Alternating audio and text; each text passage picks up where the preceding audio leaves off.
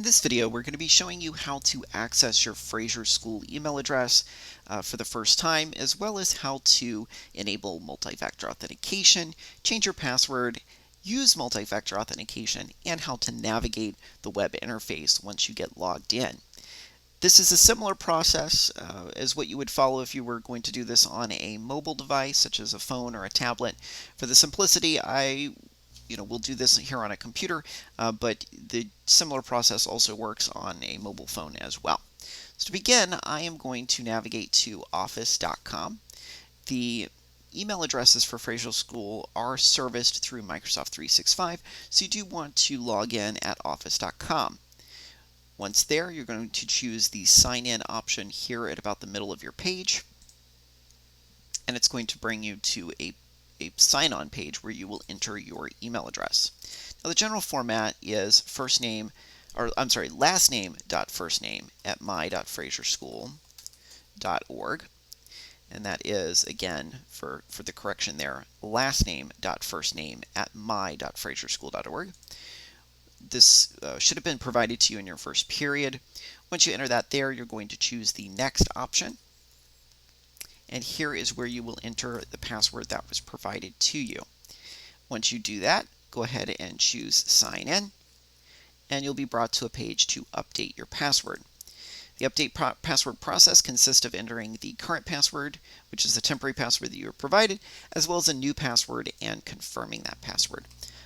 There are some complexity requirements around the password, so you do want to make sure that you choose something with some difficulty to it, nothing too simple, and generally we recommend that you use a unique password for every website. You don't want to reuse passwords.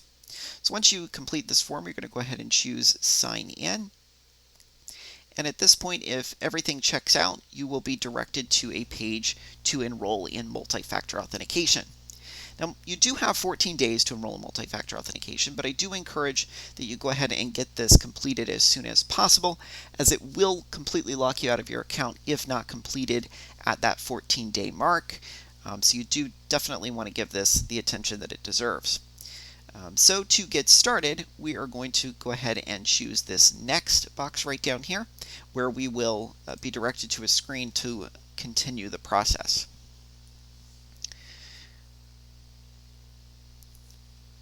Alright, so this is the enrollment screen for multi-factor authentication. Generally speaking, for multi-factor authentication, I want to encourage you to use the Microsoft Authenticator app on your mobile device. It generally works very, very well, and have not had a lot of issues with it. You can go directly to your app store to download that, or if you prefer, you can also click here on this Download Now option, where you'll be taken to a page that will give you QR codes to directly access those links, whether you're on Android or on an iOS device. You do want to make sure that you download the official Microsoft Authenticator app directly from Microsoft, as others may require you to pay money to use them, whereas that is not the case with the Microsoft Authenticator app. It is free to use, so you definitely want to make sure you get the right one. The official one that's published by Microsoft is best. Once you have the app on your phone, you are going to go ahead and choose the next option right here on your screen. You may already have Microsoft Authenticator if you've had to do this for other accounts.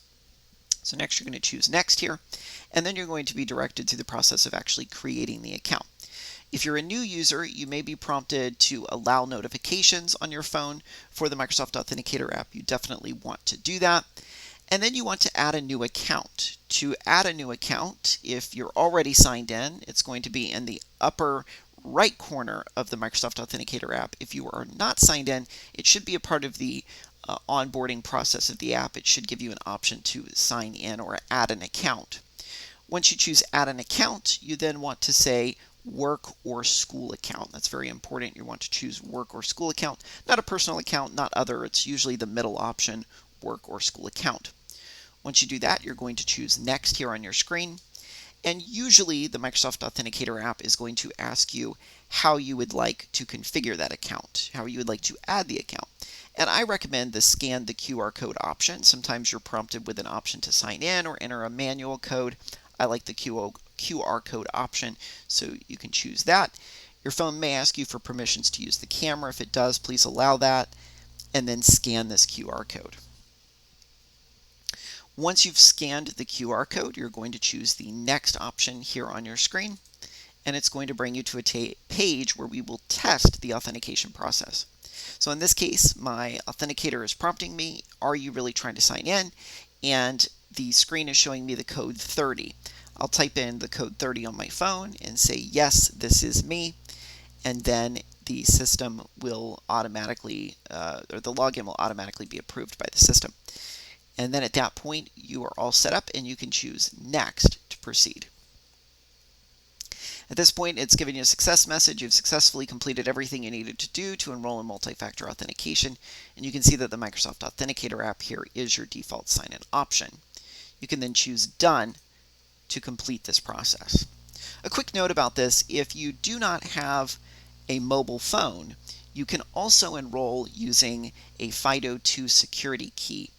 We can get you some information on those if that applies to anyone. So please just let your homeroom teacher know that you do not have a cell phone or a device that will work with the Microsoft Authenticator app, and we can get you some information on ways to enroll without a cell phone. The next screen is going to ask you, do you want to stay signed in? You can choose yes, you can choose no, it's totally up to you. In my case, I'm going to choose no. If you do choose yes, you will not have to sign in as frequently. Your computer web browser will remember your login here, and it will prompt you fewer times to log in. All right, so now that we are all signed in, we are at the Microsoft 365 web portal. And there are some features here that I want to point out. The first is, if you look in the upper right corner, you have an Install and More. You can install and license at no additional charge to you Word, Excel, PowerPoint, and more of the Microsoft 365 apps directly onto your computer. That is provided to you as a part of your enrollment in the school, no additional cost to you. You can also access your email if you look to the Outlook app here on the left side of your screen, and you can also access web versions of Word, Excel, PowerPoint, and other Microsoft apps over here on the left. If you do not see an app that you're looking for, it may be hiding up here in the app launcher, so feel free to choose that and then click More Apps, where you can see everything that is available to you as a part of your subscription here with the school. If you have any questions, please communicate that with us through your homeroom teacher, and we wish you best of luck. Have a great school year, everyone.